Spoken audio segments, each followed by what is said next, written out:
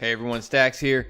House of X number 2 does something that, quite honestly, just subverted expectations. But it did it in a way where it was actually really well done. It really did a good job of tying in a whole bunch of X-Men storylines.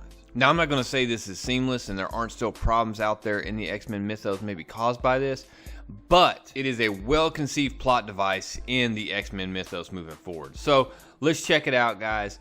House of X2, here we go. Once again, Jonathan Hickman uses these white pages. I will say that in Power of X, I really liked them. How most of these ones, I do not. I think it works really well for historical reference and graphs and charts, but when you start telling storyline in it, or that's not just world building, it's about an individual, it doesn't work as well. The book starts with a one-page summary of the life of Moria Taggart. And the summary begins at the age of 13, where she had a really bad fever and the prognosis wasn't really good, but the next day she was fine. She woke up the next day and miraculously she was running around just fine. It goes on to explain what happened. She would marry, she'd become a school teacher, she would have 3 children, and then at the ripe old age of 74, she would peacefully pass away in her sleep. She led a good life. A good, stable, predictable, pleasant, non-extraordinary life. And this is where everything changes. Moria began her second life. She was fully sentient from the moment she was in her mother's womb. Now, just to clear this up, she's not born to different parents. She's not reincarnated somewhere else. She's living the same life again. So having all your memories, all your experience from your previous life, and you're in a 3-year-old body, and you're basically at this point trying not to freak anybody out on how smart you are. And we find out she struggles with it because she doesn't want to pull this curtain back too fast and too far, because if she does, it could cause huge problems for her parents, for her, and everybody involved. So as she grows up, she gets labeled basically as a genius, then ends up going through a path through academia.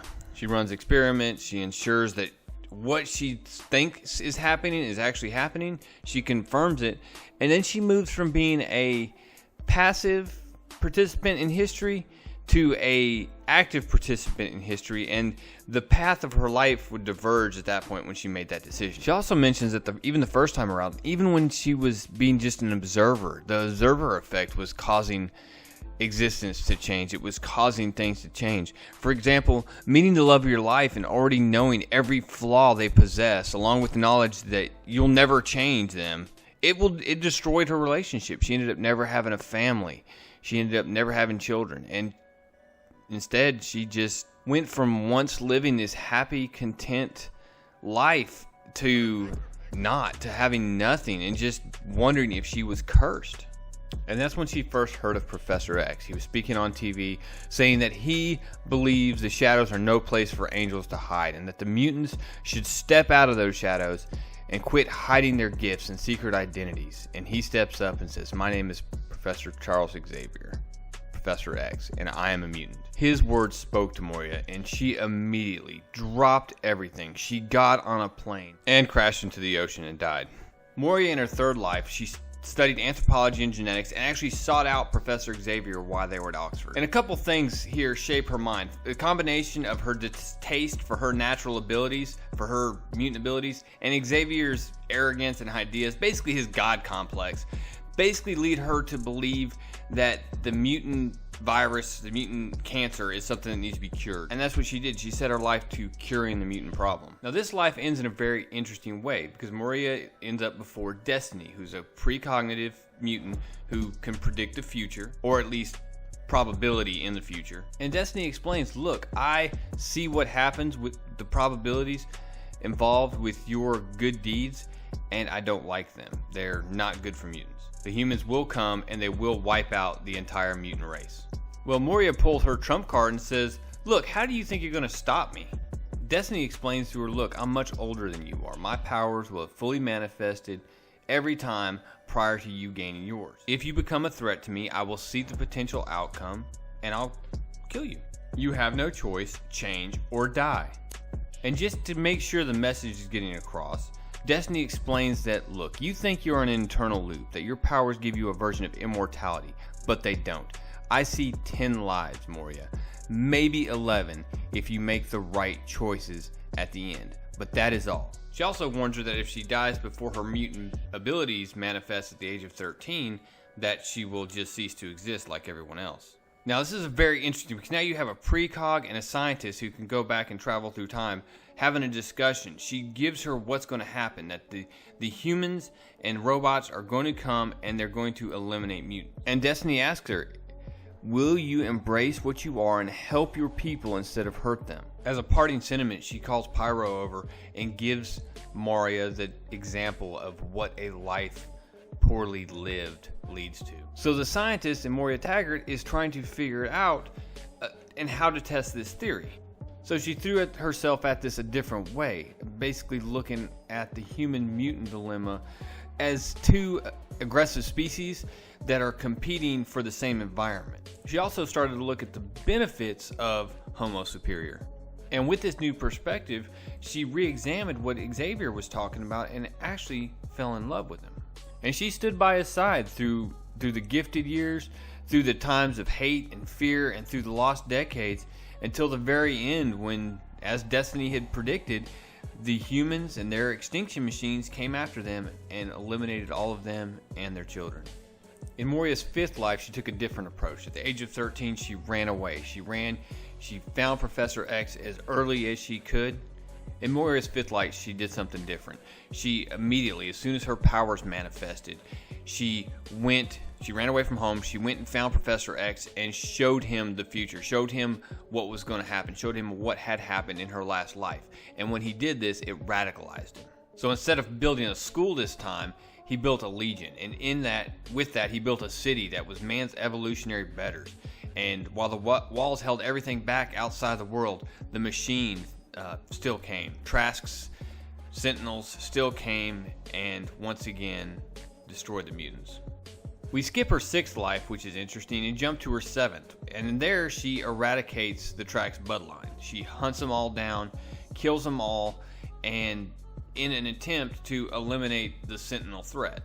It's after she's eliminated all the Trask that she realizes a dark truth regarding the nightmare of machines, and that is artificial intelligence is like fire. It's not a discovery, it's an invention.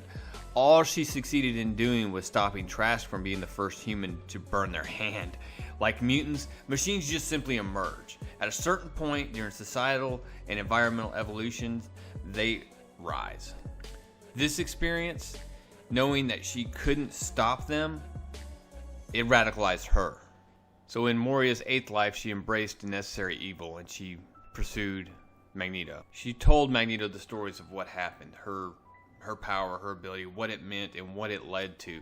And Magneto simply raged out. In the end, Magneto was defeated by the X-Men, the Avengers, and the heroes of the world.